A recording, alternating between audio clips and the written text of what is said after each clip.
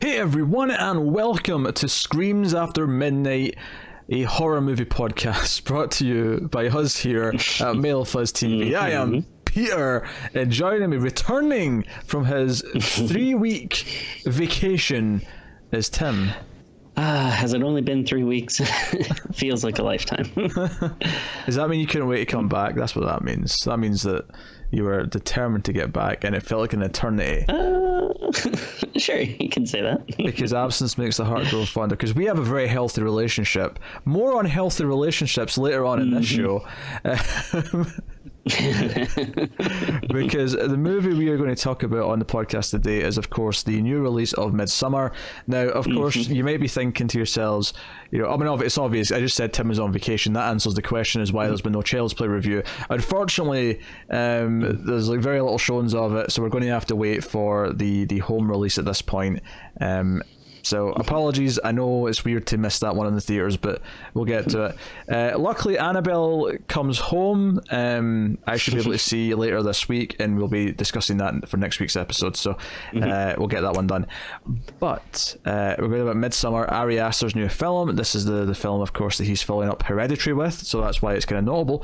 How do you start this? Because obviously we'll start spoiler-free. I should probably say that first. We'll start spoiler-free. We'll warn you before we go into the spoiler section somewhere in the middle. Midsommar is the movie from Ari Aster, who directed Hereditary, which just came out last year, so pretty quick turnaround. Yeah. And this is one, because we talk about trailers on like various shows on this, it used to be Trailer Talk, but now I do it in the streams, and now I'm doing the horror trailers on here with you, which, I mean, we just started at this episode, but like, I typically don't really get surprised in the movie theater that often, because I've usually seen all the trailers already.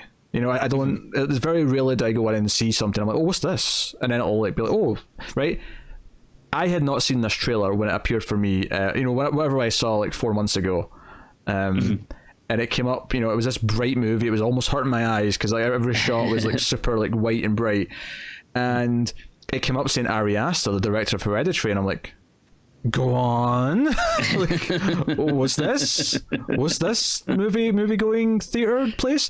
And it's this really weird trailer. Is this I mean, the pitch for me of this, like, forgetting the plot, forgetting what it's about, is just, it's a horror movie that's in a bright summer day the entire time, almost. I mean, there's one or two night scenes, but it's otherwise in a bright summer's day, and it makes that be tense, is the pitch of the trailer to me.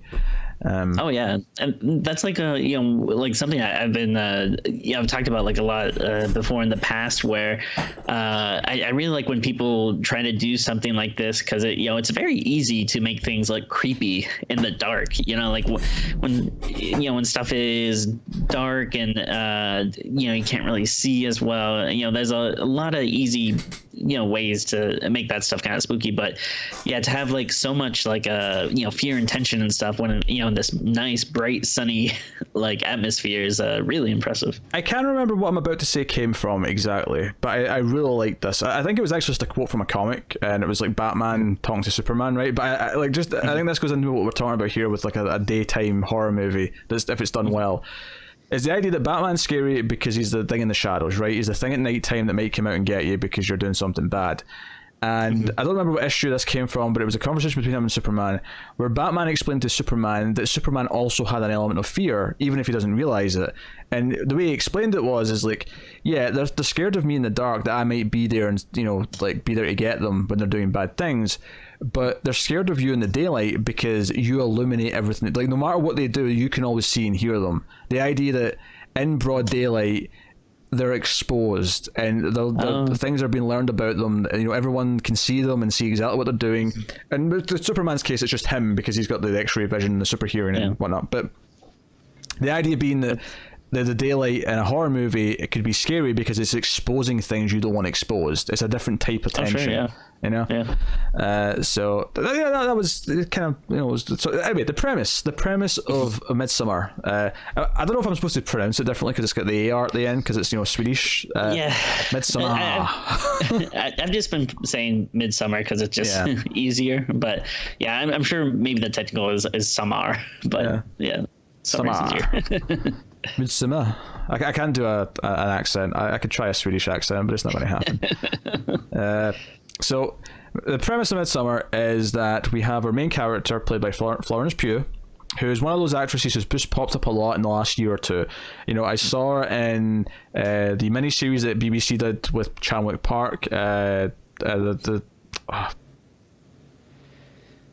can't remember what it was called. The girl who danced or something. The girl. It was a spy drama set in the 60s or 70s. But it was directed by Chandler Park, which is why I was excited for it. But cool. But I didn't like it, so it was all spy shit. But she was in that, right. And then she popped up in that really mediocre Netflix horror movie Malevolent. She was in that wrestling film recently with The Rock, Fighting With My Family. Yeah, what was funny is I actually watched that on the plane when I was flying home, and then I watched this. So I probably saw them about a week apart, and I did not even know it was the same person. Like like my wife told me later, like, oh yeah, she was the same one that was in that movie. I was like, really? I didn't even realize. I think it's because in Fighting With My Family, she does look different because they've got her made up to look like the wrestler she was playing. Yeah, she's got all this darker hair and and she's doing an accent, which I didn't even realize that. Watching this, I didn't realize that I'm assuming she's British. Yeah, she's English. But, yeah. So but in this, I didn't even realize that at all. Seeing this is maybe asking too much to ask if you remember anything about Malevolent, but if I recall correctly, that was set in England, but she was still doing an American accent. She was meant to be like a foreign exchange, well, not foreign exchange, I don't know if you call it that, but it's just an American in UK, but she was a foreign student. I could not for the life of me remember that. but I think she had like British like family, because I remember having like a thought. But anyway, I remember thinking it was weird that they've got a British actress doing an American accent, even though the movie's set in Britain, but whatever.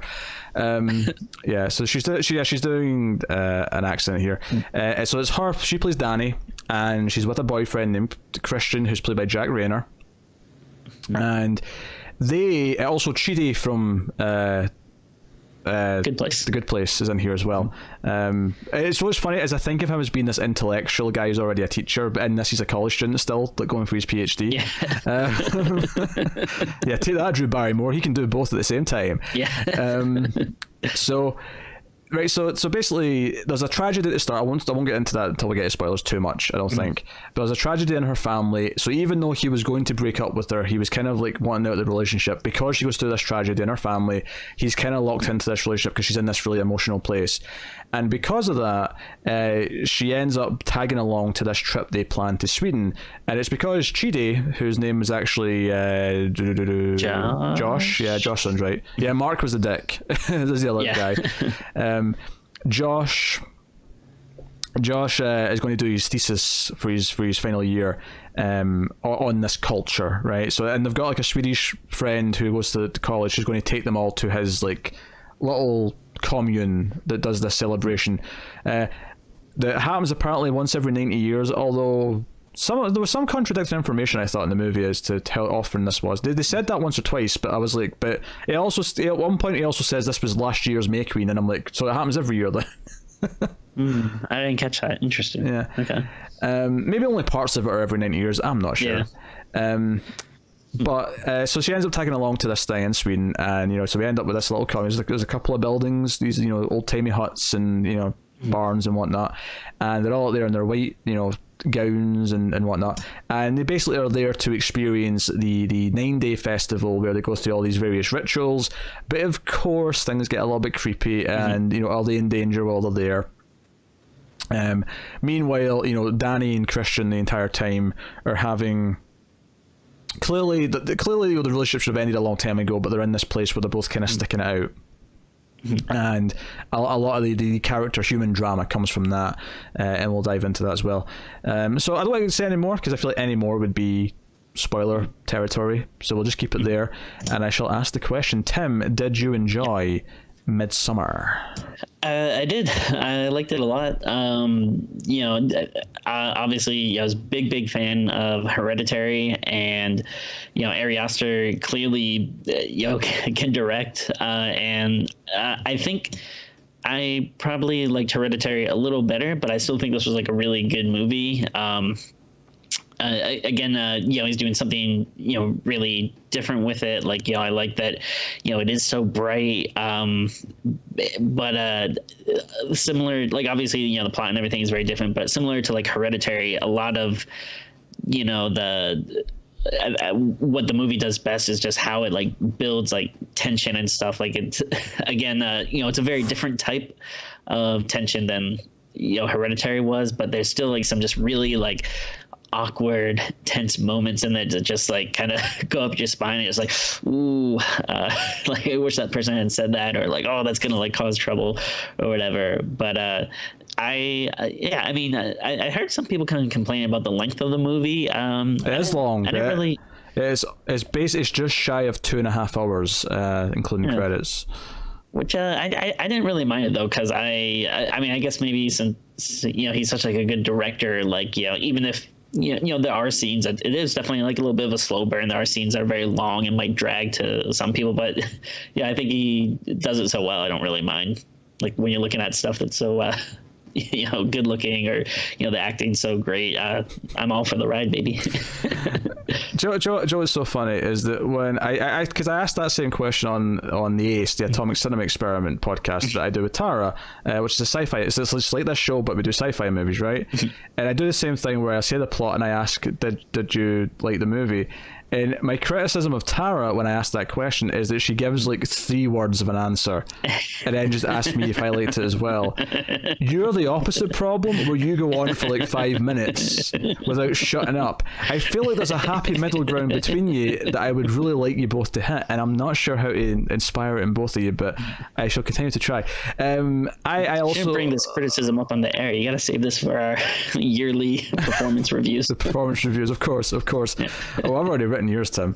Scheduling honeymoons at the worst possible time of the year is going to be number 1 on that itinerary.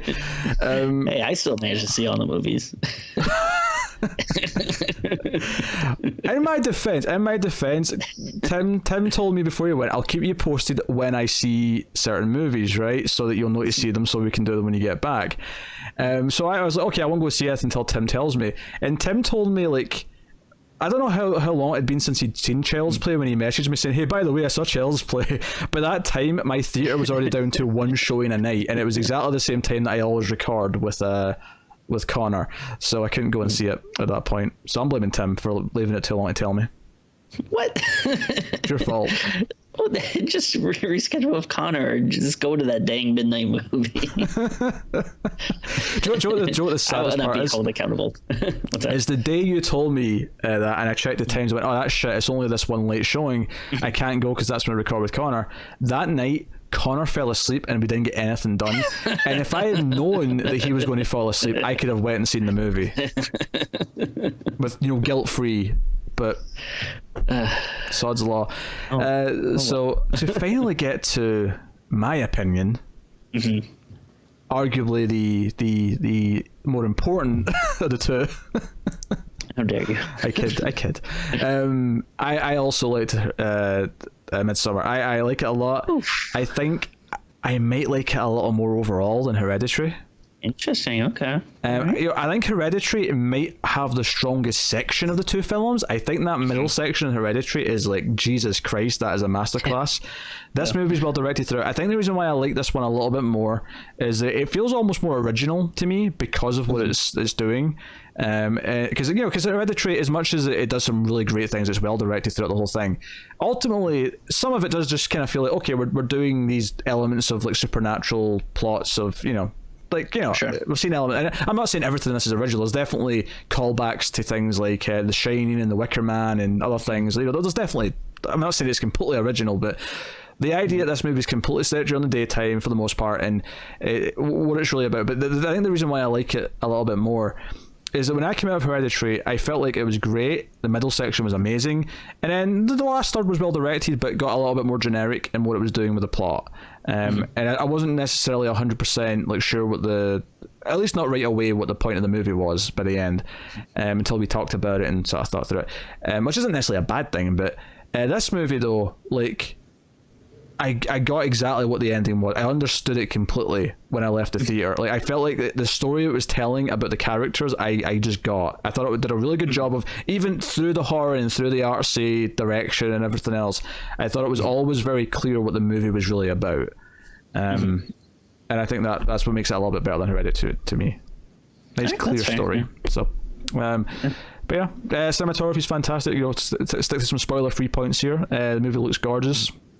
Yeah, like with easily, some of the like best things you can say, and I guess maybe where his strength really as a director is just everything is it looks beautiful, the music's great, the acting's great, like he just really knows how to compose like every element of a film. Yeah, very very surreal in places. I mentioned The Shining earlier. The thing that made me think of that was actually the trip to the commune. It was all these overhead shots of the countryside roads. It reminded me of the opening of The Shining. I really got that vibe from it. I didn't make that connection, but I can actually see how those would be related. And I think you can maybe argue as well the idea that they go to this, like, even though there's other people there, they go to this remote place and they're altered by it to an extent, like instead of just being like ghosts that are prodding at the characters, it's just literal people, I guess. But not that this is about one of them turning into an axe murderer by the end. That's not the plot of the movie, but just broadly speaking. So no, I like that. I thought the cast were pretty. I think Florence Pugh, despite being in a couple of rough things for me, there's a reason why she's very quickly becoming this regular face that I'm seeing in a lot of things, because she's very solid at what she does. This movie especially, I think she does a great job from like shifting between various moods and playing her role in the relationship, especially, and her reactions to what Christian does to a T. So I like that. Definitely. What's that? You can make some points, Tim. Go on, you bring out some positives. Oh no, I was just gonna agree with that she's great in it, and again, just the tension and stuff that's built, especially like between those characters. So many instances where, sometimes like they're not even talking; they'll just like exchange a look or whatever, or like wait a beat before saying something that just is like so cringeworthy. It's like it makes you squirm, just like.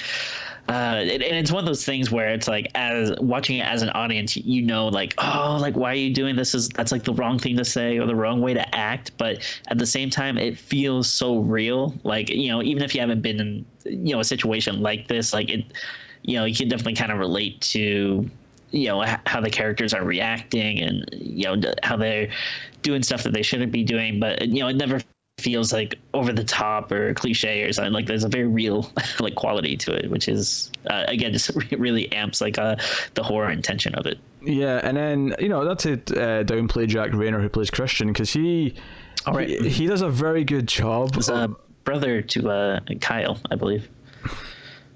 Do you know the bad part about that joke is, I feel like the percentage of people listening to this who are comic book fans who will know who Kyle Reynor is pretty slim. He's a Green Lantern for anyone who's not aware. One of the things I read while I was on vacation, I got a lot of reading done like between planes and stuff, but I had like the first volume of the Green Lantern Kyle Reynor stuff. Sure. Oh, interesting. Which I never, like, obviously I know who he is, but I never read that kind of first issues where he first started appearing and popping up. So interesting stuff. I have that trade on Comixology. I've not read it yet though. Also, I love that Tim was just clearly ignoring his wife this whole trip, just reading books and stuff. Well, and poor woman. That poor woman. When you're on planes and if you can't sleep at night, you gotta do something. I'm just going to say this, when she's inviting you to a Swedish colony, I'm just going to say don't be surprised. Yeah, I'm for it, man. I'm ready to be the May Queen. No, I think he does a good job of being basically this guy who, like, he's very frustrating and he's kind of a douchebag, but he's a douchebag in this really kind of normal way that makes him like relatable but also more frustrating because he's kind of everything that's wrong in a relationship like this. And Oh yeah, definitely. Like he feels like a person that feels very like a good catch on the surface, but it's one of those things where like the more time you spend with him, the more you realize like, you know, how selfish and uncaring, you know, he is. Yeah. And it's one of those things where like you're kind of mentioning earlier, like it kind of feels like neither one really wants to be in the relationship, but like neither one can really admit it. Yeah, it is definitely weighed towards one side than the other, though, I think. Oh, without a doubt, yeah. Yeah, but so yeah, do we just go to spoilers now? Is there anything else we want to talk about? Music or I mean, nothing in particular. Again, like it is all, you know, really good. And then you know, again, it is a long movie, and like, you know, so there is you know, and there's like a lot of like you could say maybe the more art house stuff in between. But then again, you know, similar to, well, actually maybe not similar to Hereditary because it's a little different. But like when it does get to the horrific parts, again, those are really, really done super well. I'd describe them as very harsh punctuation on the rest of the movie. Yeah, and also actually, I'd say some surprisingly funny parts in the movie. Like, you know, it's not a comedy in any stretch of the imagination, but there's definitely like parts where I laughed out loud at it. And to be fair, I think they're intentionally funny. Oh yeah, definitely. I've heard people say that they kind of feel like, you know, Ari Aster has like a super dark sense of humor, which I think you can definitely like glean that from his movies. Again, I don't think you'd call any of his movies comedies, but there are like, you know, these weird little you know, moments of laughter in them. No, I think there's some intentional laughter in there, and that's okay. I guess what I'd say before we go to spoilers is that it's a very slow burn, very well directed film, which I would describe as like, you know, really tense, like rather than scary. And I think it's full of awkward social situations and obviously the impending of idea of what's around them and what's maybe going to happen. But it gets kind of surreal and it pays off in a really big way. But it is a slow burn. It's a long movie. It's a slow burn, and I've said slow burn like 5 times. I apologize, but it's definitely that type of movie. Like I feel like you know, it's like if you like The Witch or something like that. Like it's not the exact same sort of movie, but I'd definitely say that if your temperament was of, I like how much of a dread building kind of movie The Witch was, this is kind of, you know, in that sort of idea, that vein. Yeah, and like even with it being like a slow burn, like if you're into it, like you really don't feel the time at all. Like, you know, by the time it was done, like I honestly I didn't think, like I knew it was long, but if you would have asked me like when I left the theater, I probably would have been like, I don't know, maybe like 2 hours or something. But I was actually surprised when like I looked at my clock and I was like, oh no, that was a lot longer than I thought. But yeah, I just was really you know, into it, that you don't notice the time, or if you do, you don't care. Yeah, I almost wish I didn't know what the runtime was before I saw it, because when I saw the runtime, I'm like, oh, 2.5 hours. Ooh. But speaking of no, not Peter like Peter worried because horror movies aren't usually that long. But no, Ari asked in an interview, he was asked about, like, because apparently the original cut came in at 3 hours and 45 minutes. Jeez. And he said that that's not a director's cut. That was definitely something he had to trim down. He didn't feel that version worked. But he did say that there was a 2 hours 45 minutes ish cut, like about 20-25 minutes longer, that he might actually put out as a director's cut. And maybe not call it that, because he does think the version that's out is something he's approved of, it's something he's happy with. But there is like maybe 20 minutes of scenes that he was hurt to cut for whatever reason, and he'd be interested in people seeing that version. So we could get a longer cut that's about 20-25 minutes longer at some point. I wish we could cut movies. Like, imagine they just started putting out movies with like the Tim and Peter cut. Hey, there's some movies I would happily chop up things a little bit from, fix some pacing issues, you know. Yeah.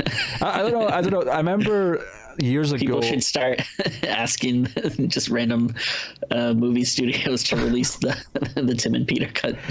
I remember years ago there was obviously this was bootleg because copyright's a thing, but there was like a Batman and Robin cut down to just like make it good version, and it basically cut out all the joke. It was only like 55 minutes long out of 2 hours, and it was like cutting out all the goofy shit, all the jokes, and it was just like boom boom boom boom boom, like plot point plot point plot point, because obviously it's like super sped up. But so things like that do happen, and let's not even mention the stupid like Star Wars Last Jedi, like, you know, the misogynist that's cut out all the women version, because that's worth spending it. At least with the Batman and Robin, I get the joke. Like, you know, can we cut out all the stupid shit and make it somewhat, you know, worthwhile to watch? Probably not. It's still, you know, goofy costumes and shit, but so spoilers. Let's do spoilers for Hereditary. No, so I keep doing that. Midsommar. Let's do spoilers for Midsommar. So the movie, and I feel like we have to start with the opening of the movie, because I actually thought that the opening 10-15 minutes were really good.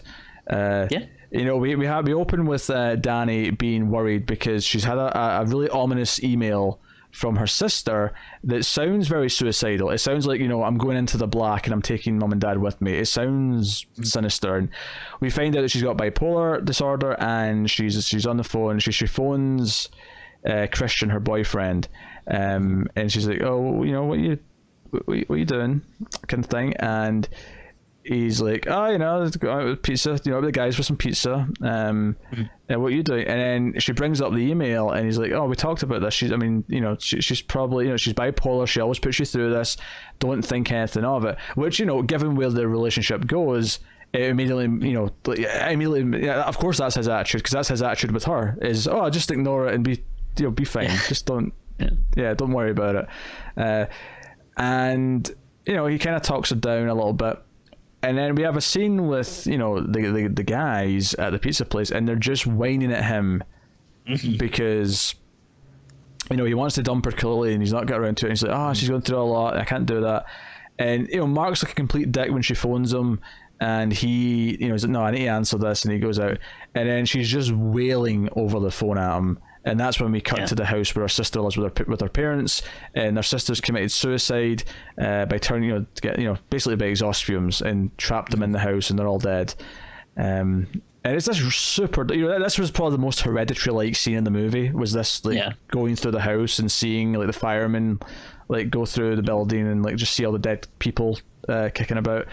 But I thought that the tension of her thinking something was wrong and not being able to, like, you know, get it out of her head, and then it turning out to be real, felt very, like, I think we've probably all been in a position where nothing bad's necessarily happened, but we've all been in a position where we don't hear from someone for a while, and we start to worry that something bad's going wrong, and probably in much less justifiable circumstances where you just don't hear from someone. Whereas this is like, no, her sister's ill, and she sends this message that's super, you know, ominous. Makes sense.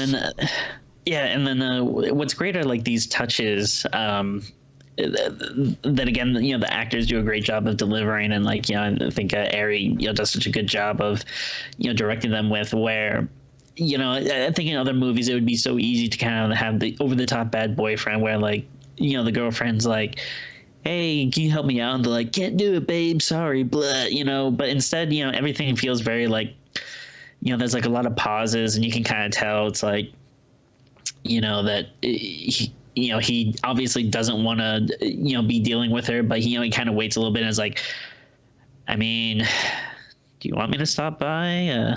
I can." And then, you know, she's kind of like, "Well, if you can, maybe," like, you know, if you can really feel like, they're not really saying a lot, but you're getting so much, like, kind of like from what they're not saying to each other. No, that's the beauty of it, Tim, is that opening scene. This is before the deaths even happen. It's just when she's on the phone with them and she wants them to come by later.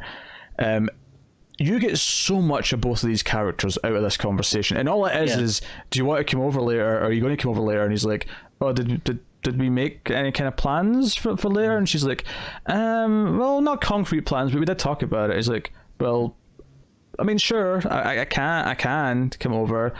And it's so good, and this infuriated me. Oh yeah, without a doubt. And maybe it's because I'm single and I'm just like angry at this asshole right now. But I'm like, what the hell? Come on. Come on. You're making her beg to spend time with you. Come on.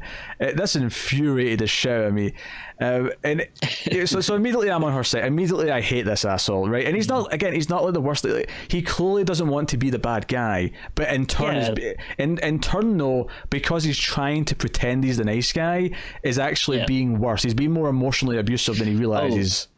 Oh, I agree 100%. Yeah, like it would actually be better if he was like an asshole that was just like, you know, oh, I think we should break up or whatever. Because just kind of stringing someone along. And he even says like when his friends are like, and I don't necessarily think his like friends are bad, like because there's a little bit of it's like, you know, come on, man, you should break up with her. But it does feel like it's coming more from a like, yeah, you should break up with her because you clearly don't like her, you know, than it is like, they don't really seem to.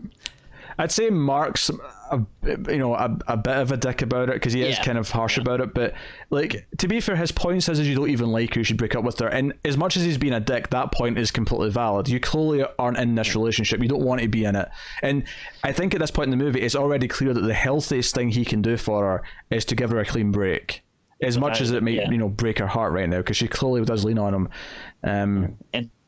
And he even says too, like, you know, which I think is again a very asshole thing, but you know, I do think it is like a thing people do where he's like, well, I don't know, like I don't want to break up with her and then regret it. Like, what if I want her back? You know, which is like super shitty, but also again, like I think, you know, a reason why a lot of people stay together. Which if you're thinking that, if you're thinking you want to break up with someone but you don't do it just because you might regret it, you probably should break up with them. Yeah. If you're thinking about it that heavily. Now, I mean, again, this is like years into a relationship. I mean, I wouldn't say think that if you're only like 2 dates in and you're not sure if you like them yet. No, keep dating them. Find out if you like them. You're still in the discovery phase. Sure. But we find out later they've been dating for 4 years, right? Yeah. They've been together for a long ass time. And you know, when he finds out about the death, you know, we cut to the, you know, after we see the footage of it, like she's just wailing in his arms, and this is when we go to the opening titles. You know, we go through the window to the snow, and it comes up saying, you know, the Florence Pugh and blah blah blah, and you know, Midsommar. And then we cut ahead, and you know, we heard about the Swedish trip obviously from the pizza place scene, but you know, he comes in to see her, she's having like nightmares about her sister or whatever, and don't think I didn't, even though I didn't know it was coming later in the movie, I did notice the painting of the bear heavily featured in this room. Oh, I don't think I noticed that. There's a painting of a bear and a little girl, and I looked up afterward. I didn't notice this in the first time, but it's obviously this is very relevant from later in the movie, but the little girl's wearing a crown as she pets this bear. Okay. I believe, and I can't claim to have noticed these, but apparently all the murals and all the symbolic imagery all basically spells out the plot of the movie, like in the background. I actually was reading about that today, which I'd love to. I'll definitely see this again at some point. So I definitely look forward to be on the lookout for that stuff. Yeah, no, it's really cool stuff. But I didn't notice the bear. There's probably other ones as well, but the bear was really in your face. Yeah. It's the sort of thing it's not really a great first time watch thing, but on a second watch, all these little things in the background are like, let's pay attention to those. Now you know what's coming. So he wants to go to a party, and he's like, you know what, I mean, I'm just gonna go for 45 minutes, but like, you know, I don't have, you know, if you don't want me to, again, it's all these pauses, it's all these things, and she's like, no, I'll come with you, and he's like, but you've not had any sleep. No, but I wasn't sleeping anyway, let's just go. And I got worried. I got like the social anxiety that I do with some movies where I'm like, this is going to be really awkward and bad, I'm not looking forward to this. And it's a sign of just how well directed this movie is already. I'm anticipating things and feeling it in my gut. You know, and we're 10 minutes into the movie, we've had like 3 scenes at this point, and I'm already feeling this way.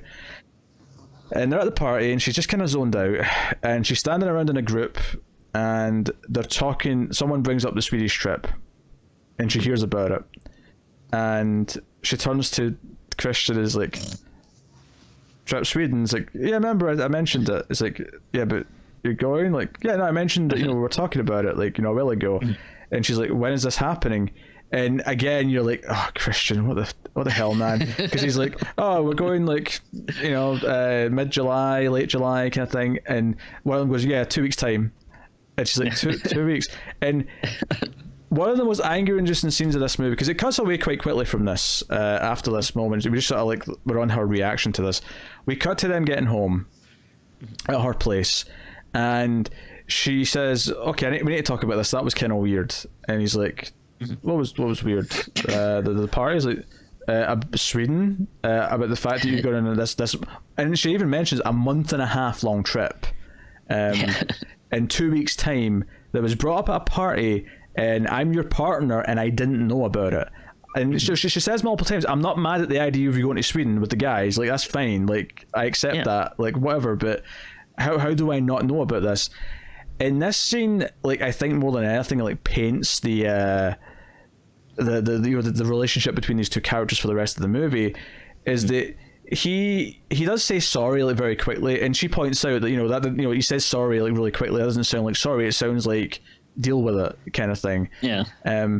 But what infuriated me in this scene is he very quickly, when she wants to talk about it, she says, I just want to talk about this. He says, oh, look, like, if you're like, you're like this, I think I'm going to go home. Like, I'm going to leave. And her demeanor immediately changes from one, and it's not even like she's mad. She's not yelling at him. She genuinely just wants to have a conversation about the fact that she doesn't know, because she clearly recognizes it as a red flag. Like, why don't I know about this trip? And of course we know it's because he was planning dumping her, until her parents and mother and her sister died. And he tries to leave, and she immediately has to go into clingy mode, where she's like, no, please don't go. And she, like, grabs his arm and, like, she's like, this, please sit. And she apologizes to him under no point. And this is the point where I saw someone refer to this as gaslighting the movie. And I'm like, it kind of is. Like, he kind of does this where he makes everything her fault, even though she's the one going through shit. Like, it's a burden.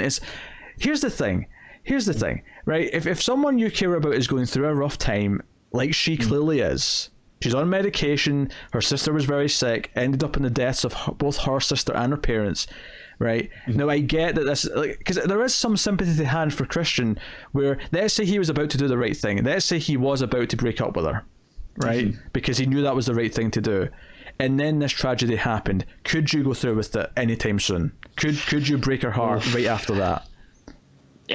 I mean, no, that would be very, very tough. Yeah. So don't get me wrong, that core part of his character is sympathetic, because I don't know if I could, right?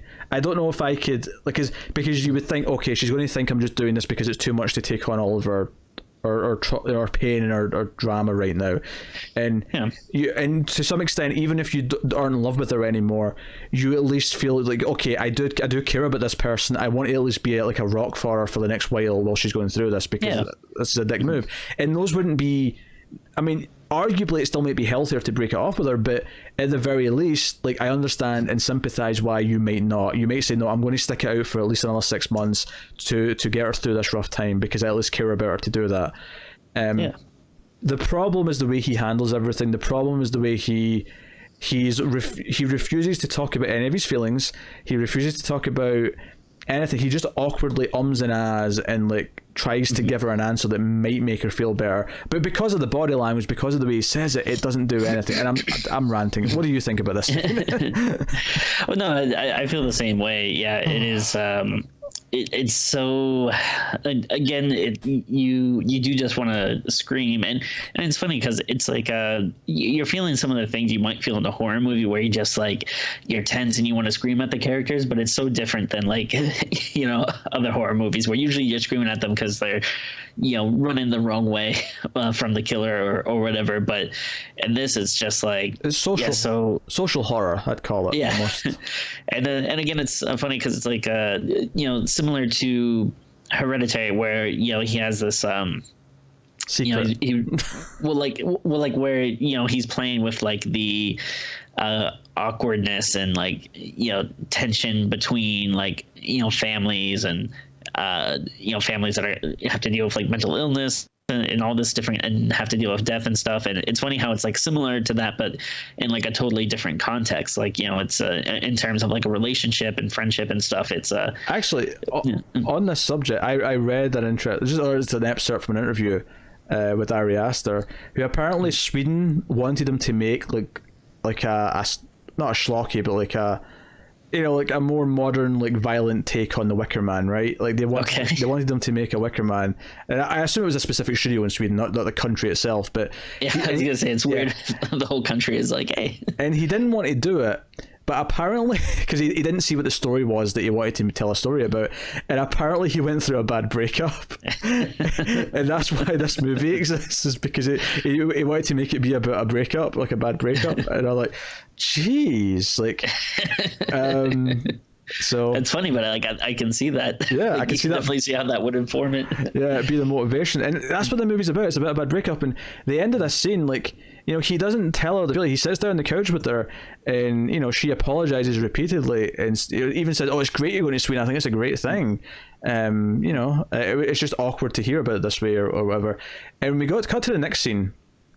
And I mean, actually, well, real quick, just on continuing on that idea, though, it's what sucks is, like, usually if a movie's about a breakup, usually it's like the breakup is like the start of the movie or whatever. This is the long breakup. Yeah. So it's just interesting, yeah, because you usually don't see it stretched out that much, and it can definitely be painful at times to watch. Oh, absolutely, it is painful. But I think what's interesting about, because you could tackle this a different way, where you really like, because some movies like go through a breakup where you love both characters, where it's like maybe Eternal Sunshine of the Spotless Mind. I mean, I've not seen that in a while, but you know, movies where you are more like you can't really necessarily pick a side, right? There's rights and wrongs on both sides, shades of grey. And like I say, Christian does have, like, okay, I understand the sympathetic side of why he wouldn't do it right after this thing, but clearly the way he handles things is way more toxic for her. But like, no, this movie, like, you definitely, it's not about rooting for them and not wanting them to break up and being upset they're breaking up. It's more about this long death, the long played out death of the relationship and what's killing it, essentially. And then, and you know what's funny too is you can kind of also see like similar shades of that with the way he acts with his friends. Cause, you know, so obviously, you know, she kind of agrees to go to Sweden with them, like. Well, I want to talk about that specifically, but you can make your point first. Go make your point. Oh no, we're just saying. Well, I'm guessing that's the scene we're going to talk about next. But like, when he like breaks the idea to his friends, again, it's, you know, similar with the way he treats Danny. He doesn't just come out and say, "Hey, can we talk about this?" Instead, he's like, "So." That's kind of happens. Yeah, here's the thing. Well, see, here's the thing I want to talk about. This is like, even just like when we find out in hindsight in this scene, the way he dealt with this conversation with Danny that we never got to see the end of, is instead of like explaining why he felt the way he did or why he never mentioned it or admitting anything, he just offered her to come along. He's like, "Hey, do you want to come on this trip with us?" So, because we find out in this scene, which, by the way, I need to talk about the way this scene is shot, because it's very, very specific, right? Where the camera's this one-wide shot and the doorbell or whatever goes, right? And they're in this apartment and they're all sitting around the coffee table, you know, two of them on the couch, two in the seats, you know, opposite sides, almost like a sitcom layout of like where they are. And there's a mirror above them, a sort of wide mirror. Or I don't even think it's not actually a mirror, it's a painting, but the glass in the frame is reflective, right? There's a reflection on it. And the doorbell goes, Christian gets up and, you know, he says, "Oh, it's just Danny." And I think Josh says, "Oh, should we clean this shit?" Because the table's quite messy with, like, you know, empty food boxes and stuff. And he goes, "Oh no, it's just Danny. Don't worry. Doesn't matter." And again, even that, and I don't get me wrong, I don't necessarily think not cleaning up your mess is a sign that you don't care about your girlfriend, because I feel like that's something that most people do and they're in quite healthy relationships. It's like, no, she knows me well enough now that I don't feel the need to pretend to be this clean freak. That's okay. I don't necessarily, but I think in the context of this movie, the way he shrugs it off and goes, if he'd said, she knows how messy I am, it's fine. But no, he's like, no, it's fine, just leave it. You know, it's the way he says it.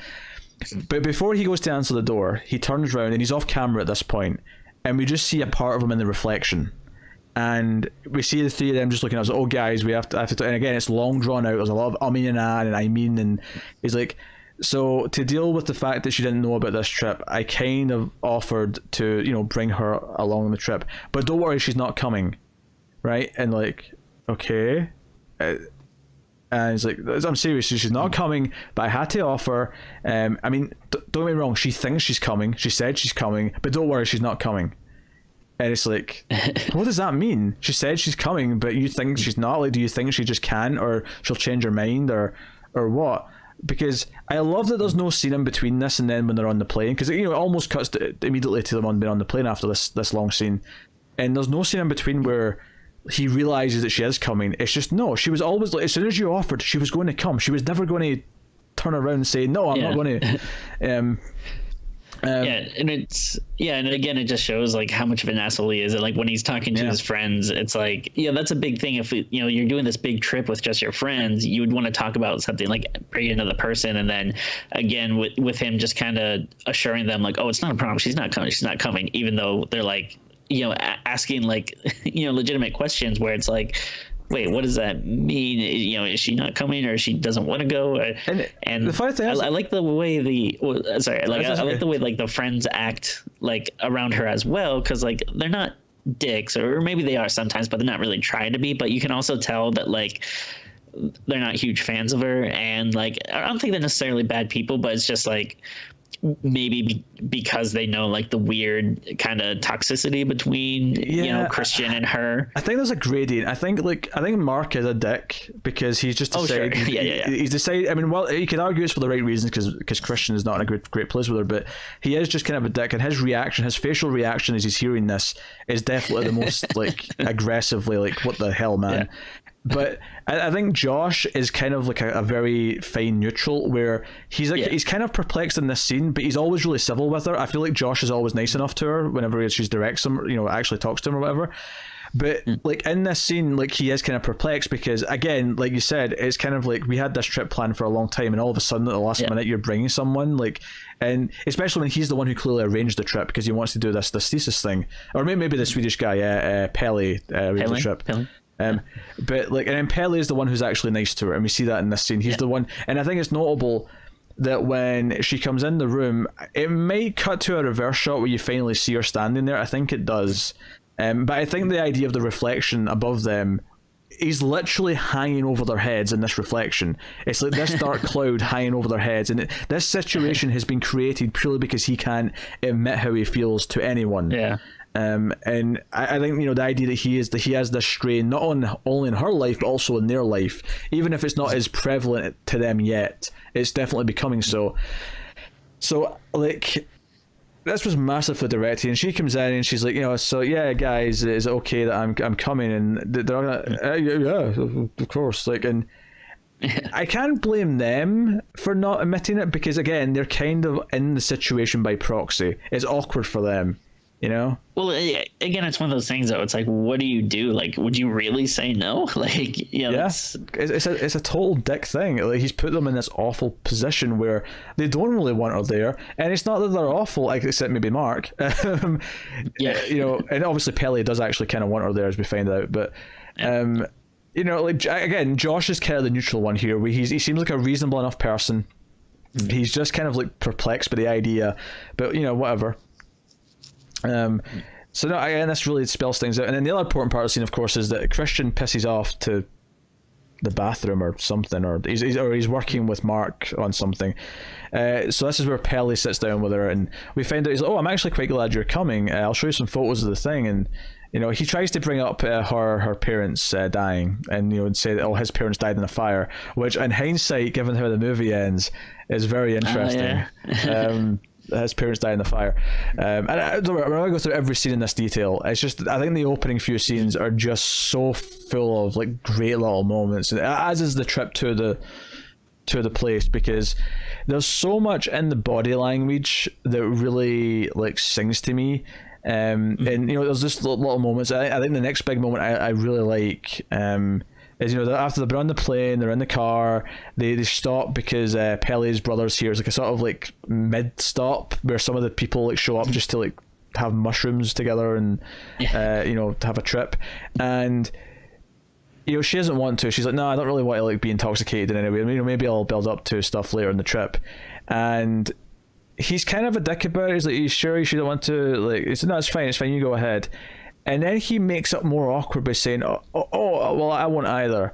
And it's not that part itself is awkward. Like him like sticking up and being, I'll be in the same boat as her to make her feel better. That's perfectly fine.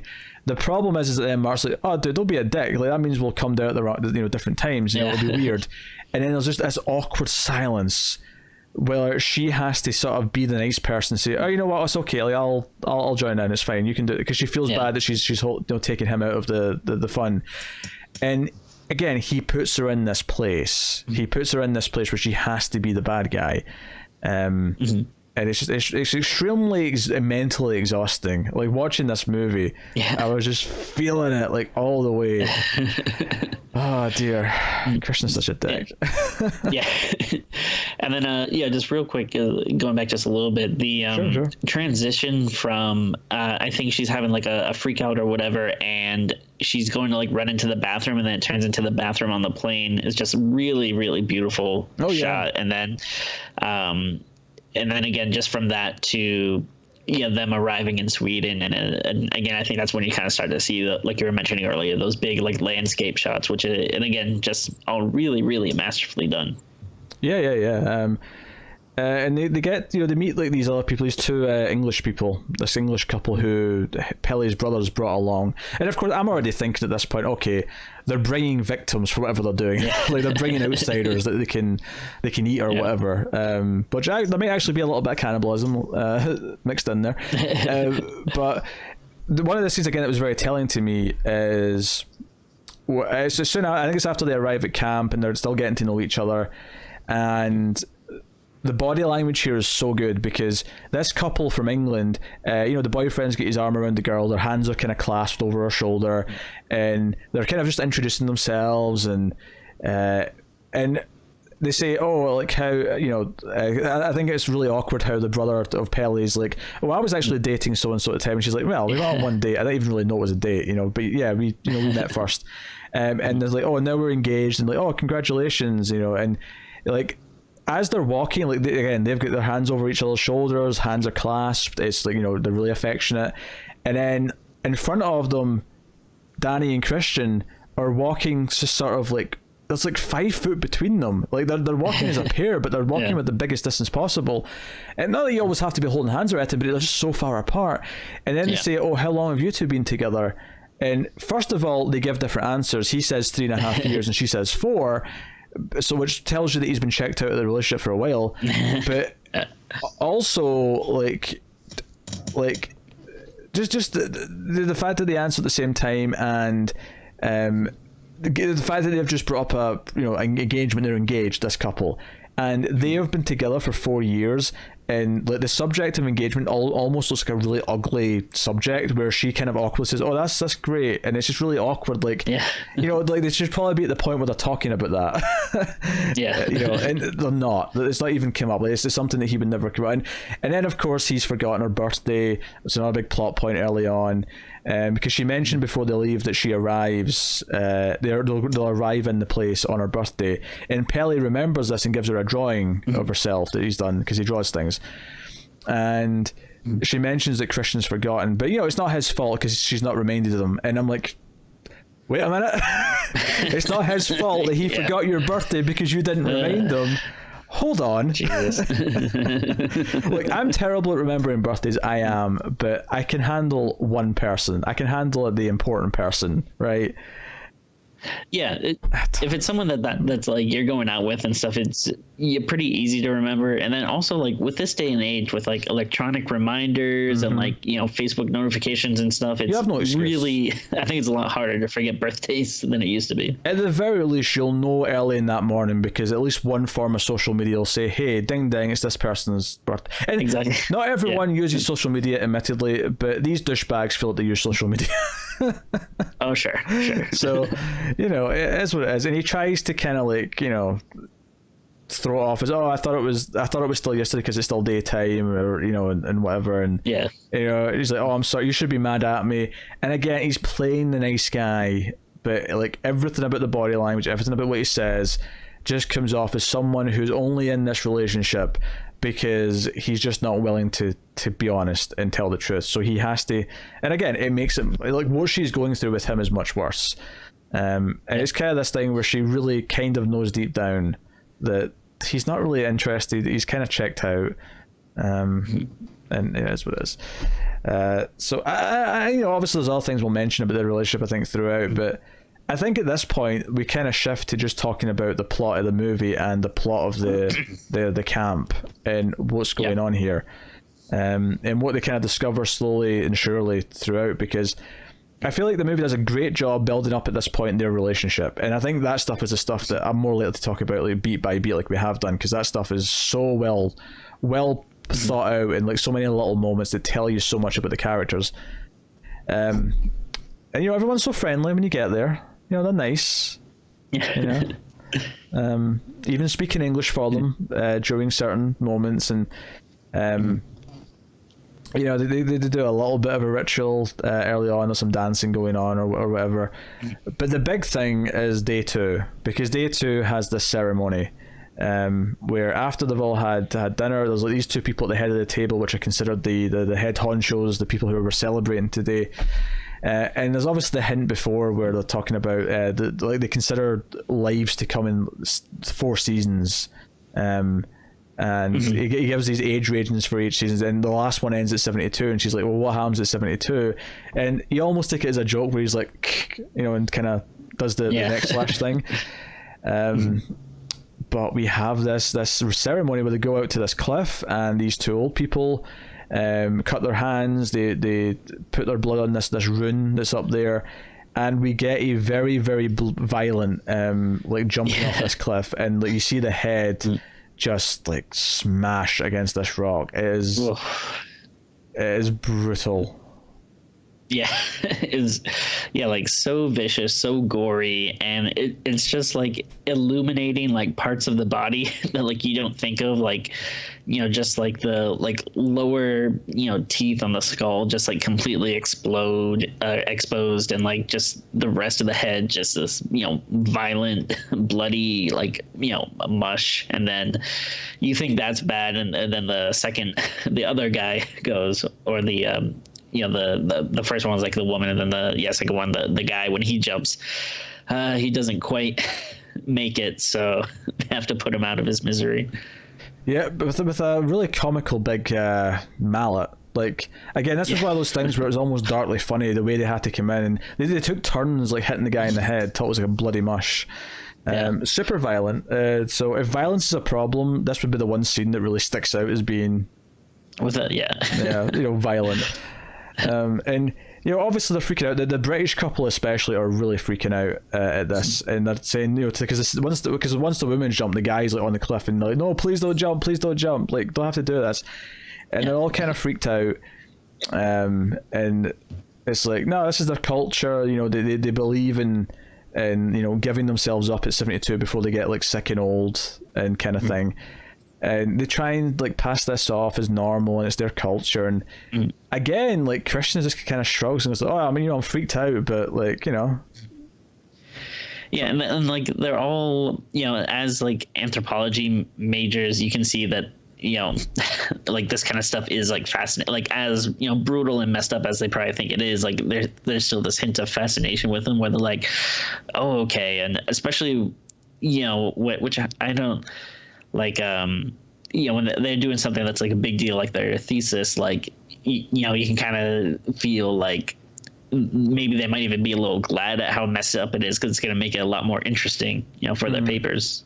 Yeah, and that comes up, and that's another example of Christian being a dick, not just with Danny, because you know, Josh is, I keep almost calling him Chidi because of the Good Place, but yeah. You know, he comes in, he's like, hey, I know you're doing your thesis here, and I want to tell you first, so I'm not making it weird by not telling you, but I'm also going to do a thesis on this place. And he gets kind of pissed off. He's like, are you serious? You know, I've been planning this for months and months, and this was always going to be my plan, and now you're taking it because you don't have anything else of your own. You know, it's kind of cowardly. And you know, everything he calls him in this scene is just kind of true about who he is in general. You know, it's very blatant and whatever. So they're both kind of vying to learn some of the secrets of the town and what their culture is and what they're doing. And again, it's just such an asshole way that he like approaches it, because, you know, there's no reason why really they probably couldn't have, you know, each done it on, you know, this community and stuff. But like, again, you know, he should have approached them and said, hey, this is what I'm thinking. Like, is that okay? Can we talk about it?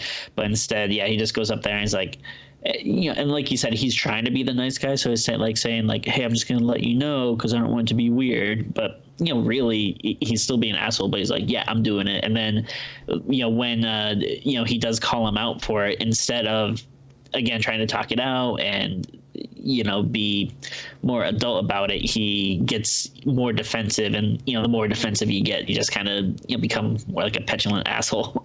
Yeah, I mean that's him in a nutshell.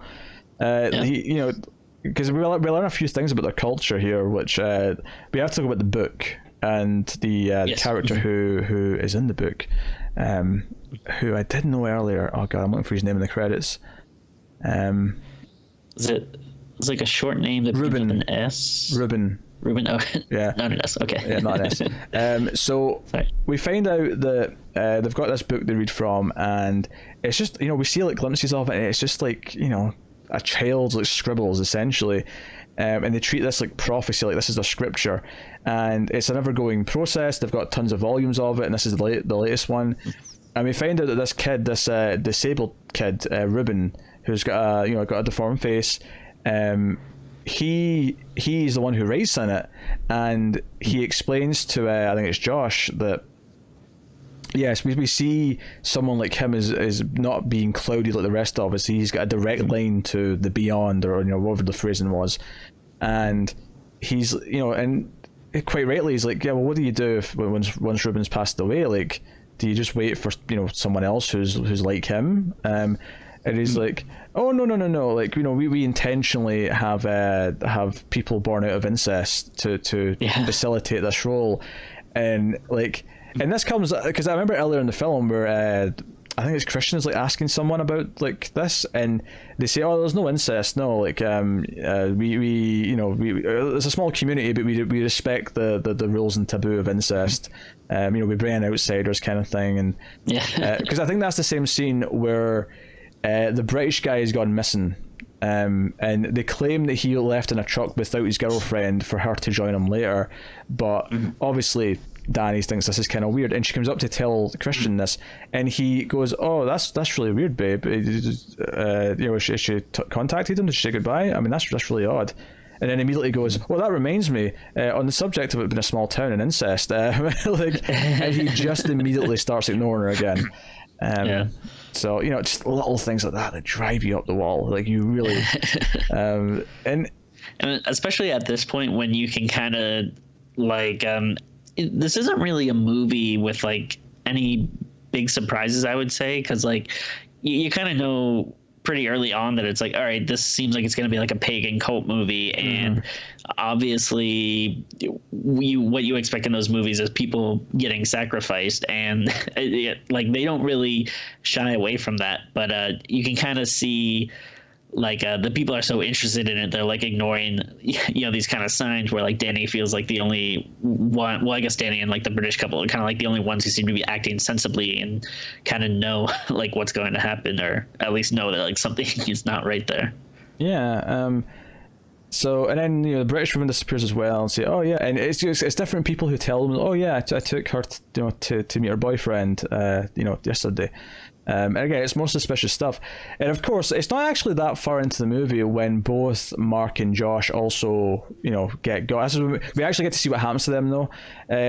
Mark, one of the guys is pissed at him because he pees on their tree, which is like their elder tree that is like a homage to all of their dead, like a spiritual marking. Yeah, I think they like burn the people and then like spread the ashes like along this tree, and Mark is just taking a piss there. Then it is I actually think it is like kind of a funny scene, like how much the guy gets pissed at him, especially he's just like yelling at him in like Swedish, and he doesn't know like what he's saying, and no pun intended, they're pissed at him. I see what you did.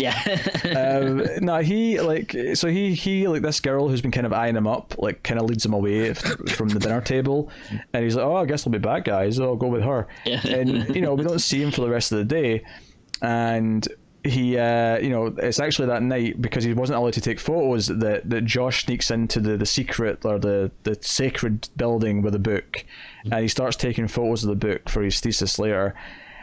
Which, by the way, if you're a real anthropologist, I feel like this is really frowned upon, like sneaky, like unethical tactics to get what you want. Just putting that out there. But he gets hit over the head after, of course, he sees a very deformed Mark come in, who it's out of focus, but he very much looks like he's not wearing any like pants or he's exposed from the waist down, and his face is all messed up. So yeah, this is the big first thing advance, and I think what really does this movie does a really interesting job with is this really weird feeling where by the time we get past this, because most movies I think that had this kind of plot at this point we feel like, okay, it's going to be about the characters realizing they're in danger and trying to get out, right? And this movie never really becomes that. By this point, it almost feels like she's kind of starting to like be won over by the cult essentially, and he just starts to be more and more confused as to why anything's happening. Which again is kind of it's almost like the whole thing's just symbolic of like her realizing the relationship she's in and that she wants to end it, and him being confused why she would even want to not be a part of him anymore. Because he's been perfect, of course, in his mind. He's been right as rain. Yeah, and then even though it's like, you feel like this is like a dangerous place and stuff, like you do kind of like the fact that she's actually somewhere where she's kind of like with people that appreciate her, as opposed to this guy that like you just can't be bothered with her. Like these people actually like her time and what she's contributing to them. It starts with Pele, who it seems to be into her, and he does kind of hold her hand at one point, and she's like, oh, Christian could walk in at any moment, and he's like, well, yeah, exactly. Like, do you feel held by Christian? Do you feel like he's there to support you and comfort you? And he kind of sets up that theme. And of course, later on, when she becomes May Queen by winning the dancing or the dance off, essentially, because eventually people fall down because they're dancing so long. She's the last woman standing, and she becomes the May Queen. Like, Pele outright kisses her in the face, and it doesn't even feel like she even reacts to it all that much, beyond just, of course, that makes sense. But so there's some. I feel like before we get to her side of it, we have to talk about Christian's side of this, because there's a woman, a young woman who's kind of staring at him throughout their time at the place, and she is eyeing him up, and at one point puts a love rune under his bed to kind of signify that she's claimed him, and at one point he's led to a building with either her mother or just one of the village elders. To say that that this young girl has claimed you and wishes you to mate with her. She's chosen you as a mate. She's not allowed to have sex, and she wishes you to be the young lad in in contention. And this is after he's eaten a pie with her pubic hair in it. Yeah, because by this point they're already starting to rope Danny into like some of the activities that the women do, such as cooking. So she helps make these meat pies, which I'm pretty sure is human meat, just based on, or even bear meat. Which, by the way, let's mention the bear. Chekhov's bear. There's a bear early on in the movie when they first arrive, and the guy's like showing them around. He's like, and one of them's like, we're not going to mention the bear, and the guy who's showing them around just goes, "It's a bear," and just keeps walking. In a cage, of course. He's not just out in the open attacking people, obviously. But so they could be feeding them bear, but certainly human, I expect, because he seems to think it's an intentional pube that she's put in the pie. I got the impression that it's just they were cooking humans and a pube got in there. But I mean, interesting. I thought it was like part of the spell she was trying to do or whatever. Oh, so it's intentional. You think then? Yeah, that was my idea, but I mean, who knows. I could get behind either way. And after the May Queen celebration, they're all at dinner, and she's given this spot at the head of the table. She's dressed like them at this point, and Mark's been given this thing to drink that's put him, he's drugged essentially, and real quick though, one thing that I think is really interesting about the movie is like, everyone in this society is all dressed the same, and so like all the visitors really stick out because you just see all these people in these white robes, and then there's just like a couple of people wearing jeans and t-shirts and stuff, and then it's really cool at this point. It's kind of telling where you see oh, she looks like them now, but Christian still stands out. Like, he's never, even though like they want him to mate with this girl and stuff, he's still never made like to be one of them. And every single other person who's came with them has died and is missing now. Yeah. So he's literally the only one at this giant long table who's not wearing a white gown. And it feels like he's really on the outside. Like she's really sort of leaving him behind at this point. And she's finding people who she's connecting with. And it's at this point where, once they like lead her off to go in this carriage to go and help like bury meat in the soil to like help with the harvest or whatever it is, he's led off to this barn where he's brought inside, and this young woman is lying naked on the floor. Not her legs are closed right now, but she, we get a reverse shot where her legs open. But she is surrounded, like there's like a sort of semicircle of women around her, from varying ages, for all the way to like 18 to like 60. And they're all butt ass naked. It's all full frontal, just this line of women behind her, and he's led in the room to have sex with her in front of all these who are all chanting and doing all sorts of things. Mm-hmm. And this is where I'm talking about intentional comedy. This is a very funny scene because it's so surreal, and I think it's supposed to be.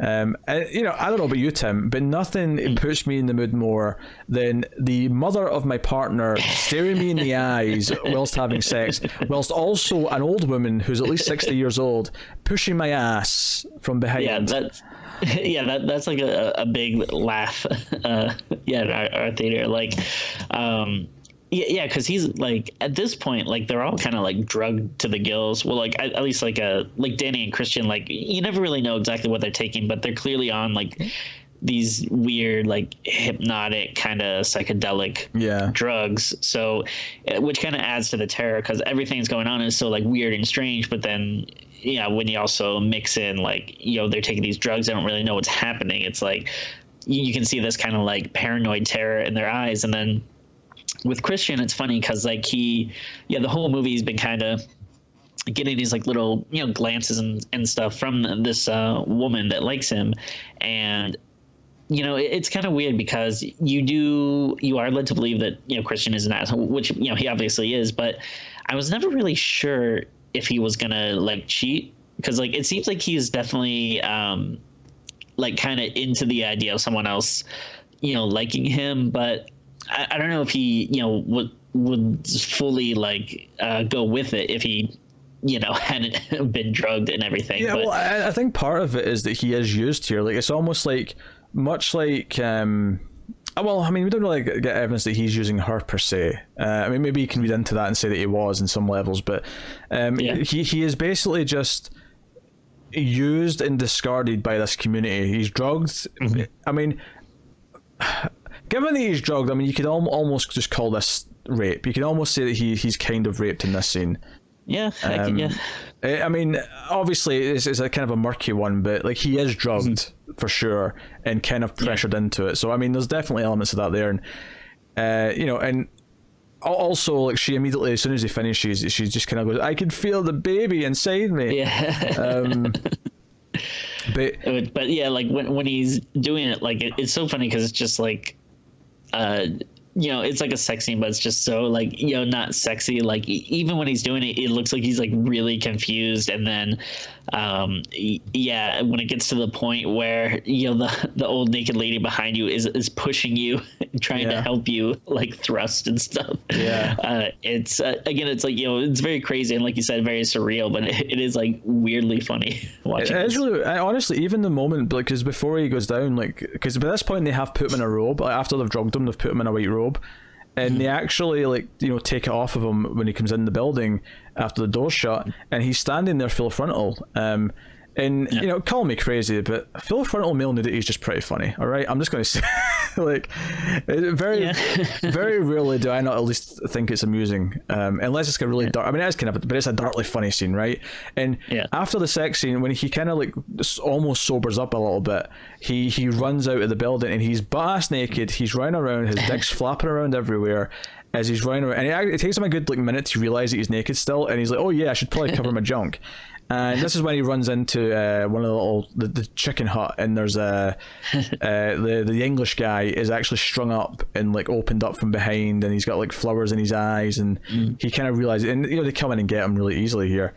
It's a really good like creepy visual, just him being torn apart, and like there's like a weird kind of like like pagan nature aspect to it, where he has like plants and stuff growing out of him, and then I forget if it's before or after, but then he also sees or I forget if he sees it or just you as the audience see it, but you see like Josh's legs sticking out of the ground. Do you know what I like about this scene, specifically the part where he's outside and he's running around naked, is that it's multiple things at the same time. In one way, it's funny because there's a guy running around with his dick flapping about. On a second level, it's actually quite a really scary idea that imagine you're in a situation and you're so vulnerable, you're literally naked and you're running around and you feel like these crazy people are after you. Like, it's really kind of, and then you also have the actual kind of darkly comic side to it. And as well as just being kind of like, okay, he's in a complete panic, and he goes in the where the animals are, and I'm like, would you want to be near to animals while you're butt ass naked? I don't think I would want to be. No. Like, I don't know, like everything about it it's just so like uncomfortable, and it's uncomfortable in a way that's like, okay, I'm kind of laughing at it because it's so absurd, but man, like this is a dire place to be in. Yeah, it's just really impressive how he's just able to do multiple things at once. It's like, this is like really scary, but it is also, like weirdly comedic. And you just, there's a lot of different aspects in it you can see. Yeah. And of course, Florence Pugh, Danny's, brought back, and she's being celebrated, but she also witnesses the sex. She's told not to go up there, but she walks up and looks through the keyhole and sees Christian having sex with this girl. And this was the scene where, if you didn't get it already, I think it really spells out what she's finding in this place, because other people care about her already, but there's a scene here where she goes back to like the bed area. It feels weird calling it a bedroom because it's like a barn with like 50 beds in it. But she's on the floor, she's just wailing, and it's very similar to when she's wailing at the start of the movie when she hears about her parents and her sister. And instead of anything else, we have like a whole group of the women from this little cult holding her hands, holding her sides, and all of them wail with her. They all scream and like channel pain with her, because that's what she needs right now. And it's like, whatever else you want to say, if they're wanting to indoctrinate her and bring her into this fold, they're giving her exactly what Christian doesn't. They're giving her understanding, and they're giving her pain. And that's what Peli has been saying the whole movie, is that they gave him a home, and they gave him a place that cares about him and understands him and is always there for him. Like like they're sharing her grief with her, as opposed to Christian, all he ever really did was just tell her to like not worry about it or forget about it, or just try to kind of block things out, where it's like finally it feels like someone is listening to her. And again, as like weirdly surreal and even like kind of comedic, like seeing all these people kind of joining in this like this trembling and ranting and stuff, it's like kind of like a weird positive step for her. And I'm like, okay, I understand what this movie's done now. This is ending with her being part of this, and maybe okay, I'm going to, like, The Witch has been out for a couple of years. I'm just going to say spoilers for The Witch so I can say something, okay? Skip ahead 30 seconds if you don't want to hear this. So, it's kind of like The Witch, and the whole movie's about her coming into the fold, right? It's about the main character becoming what everyone else is. But I also think in a representation level, because I heard Ari Aster, again, in an interview, probably one of the same interviews that I already mentioned, he described this final stuff at the end where they have the sacrifices in the sacrificial home that they burn, right? And they have all the sacrifices, all the people they've killed, a couple of volunteers, and of course the person that they make Reynor pick to put in, which ends up being Christian. He compared this to like burning like a box of your ex's stuff after a bad breakup, and that's what this scene essentially is. It's him and all of his friends, and like she's saying goodbye to this, and we get the bear comes back because they put Christian, because we don't get to see her pick Christian, but it's kind of clear she's probably going to. At this point, he's just drugged out of his nut. He's just sitting in a wheelchair, not moving, and he's placed in the bear. They skin, they take out the innards of the bear and they put him inside the bear costume. Let's say the bear costume, the real bear. He's inside the bear with his head just poking out under the bear's mouth, and they're put very ceremonial into this building. You get the idea that Pele, when he says his parents died in the fire, it was probably just like this. They probably either volunteered or were the outsiders, and they kept him because he was a child. Either way, it works, What I thought was interesting, though, is that the two people who volunteered from their community, because like 2 of the 9 have to be volunteers from them, they're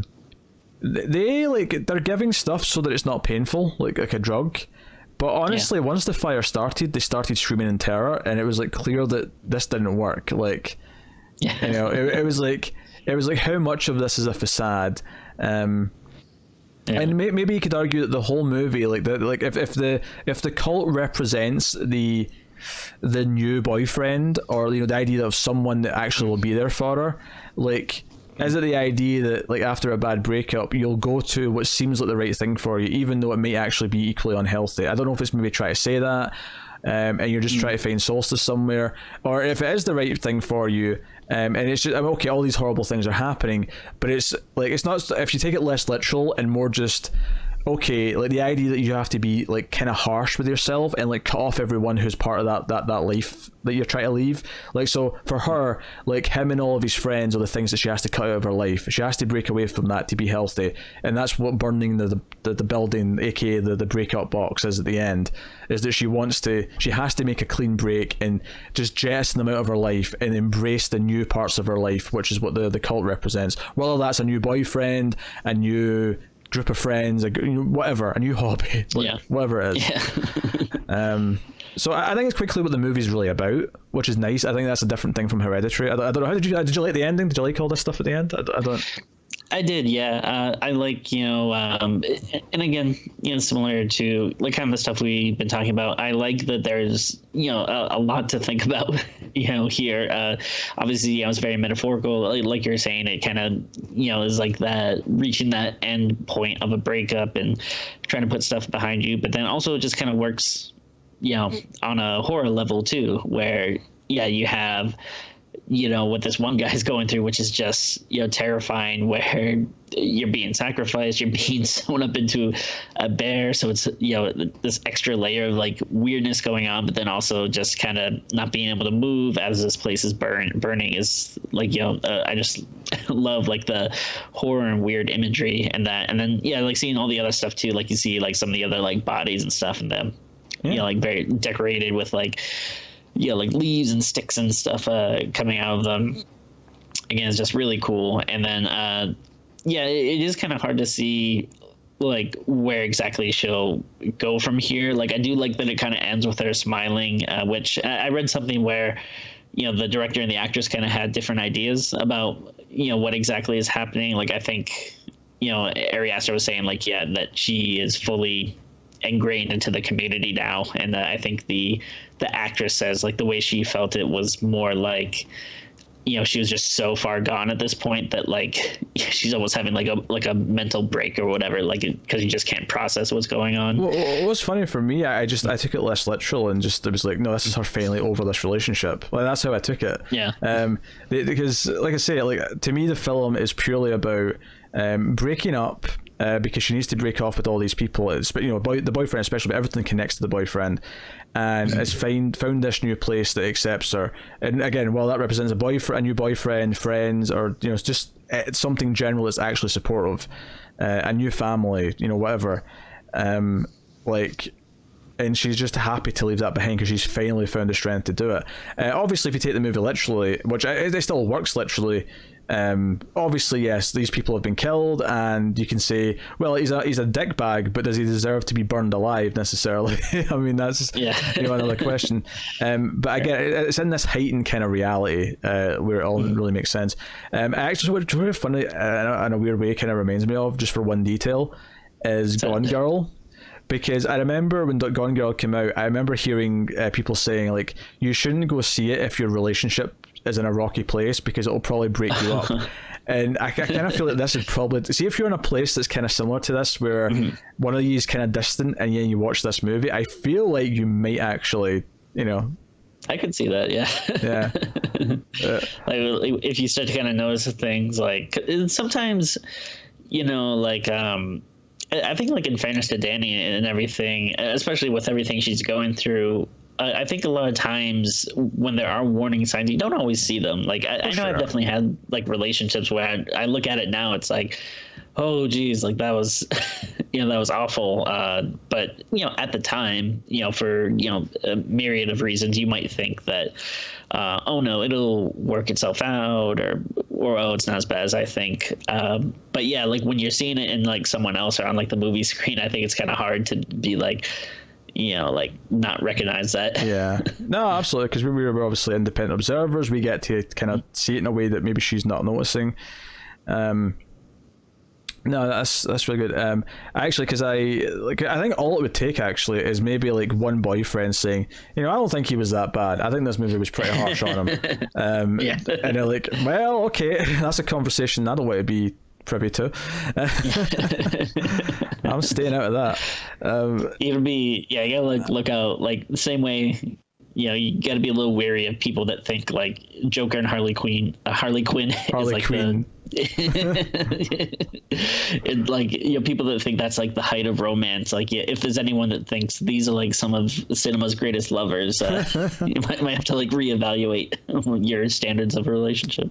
Yeah, don't get me wrong, I don't think Dani in this movie is like someone that strikes me as like a good person to be in a relationship at this point. If she was with like a supportive, like, genuine person who cared about her, then great. But clearly, like, you know, like, she's not, obviously after this tragedy, isn't going to be emotionally available or appealing to anyone because she's obviously dealing with a lot of stuff. Yeah, she should definitely, like, take some time to process what she's going through. Yeah, but she's already in this relationship, and again, I sympathize with why he can't just break up with her right after this, because you would feel like an absolutely awful monster. You would. And I get that. I totally do. But the way he handles things, like, you put on a brave face and you stick with it for however long you think you need to, I guess. But it's just, I don't know. I like... Yeah, so I mean, the movie's a breakup movie. It's a movie about two people breaking up, and you know, it's the horror movie version of Blue Valentine. Yeah. There you go. That's my my semi-spoiler synopsis. It's a horror movie version of Blue Valentine. So no, anything else you want to add about the movie before we get to ratings? Not really. Yeah, I mean, I feel like we covered it.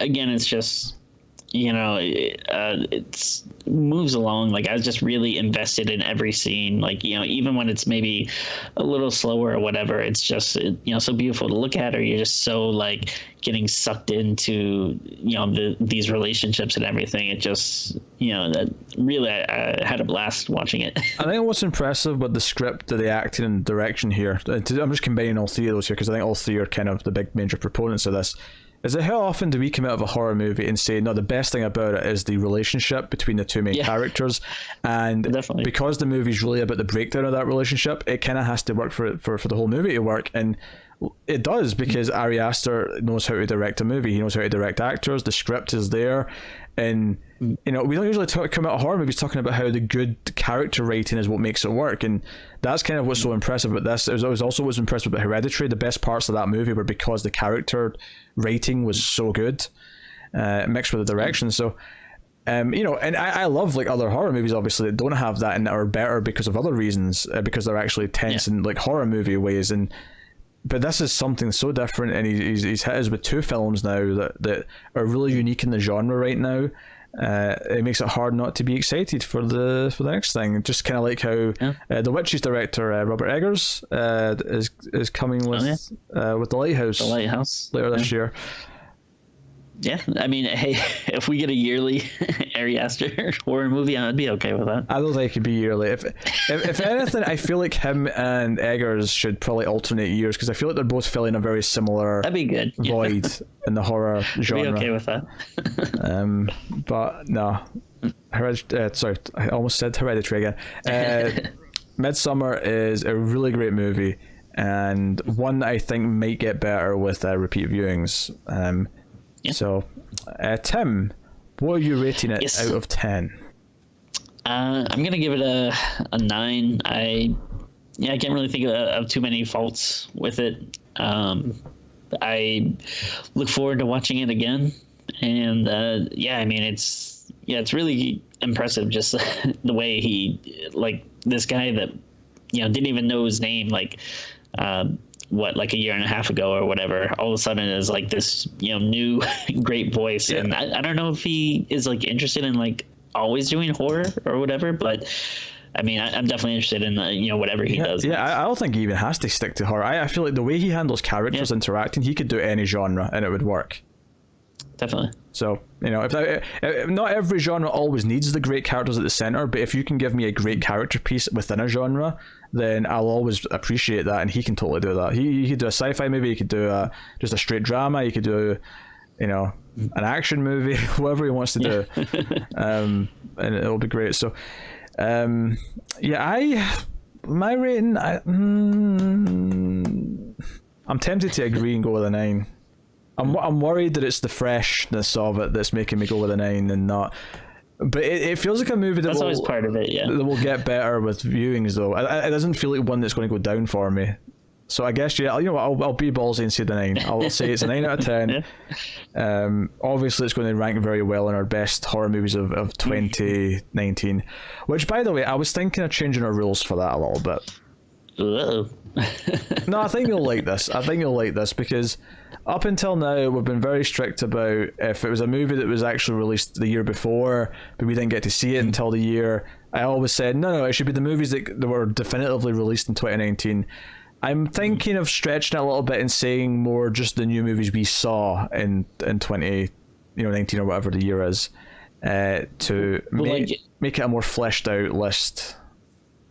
When you say new movies, do you mean like if it's a movie from 1980 that neither of us has seen before? Or? No, I don't think I count that. I mean, unless you want to. Just like no, no, that is a little much. But no, I think that's a good idea. Like so basically, because there's so much stuff that has foreign releases or small theatrical runs. It's just really hard for both of us to see it when it comes out. That as long as it's within reason. I mean, I highly it would always be just the previous year probably that some movies would probably sneak in from, as opposed to 5 years, 10 years, whatever. Although I mean, I think maybe we could do like a little bonus thing where it's like top 5 movies for each of us that we did in the show this year that we hadn't seen before that are older. Like here, okay, so this year I watched Leprechaun 2 for the first time, so maybe that's my favorite. We'll call it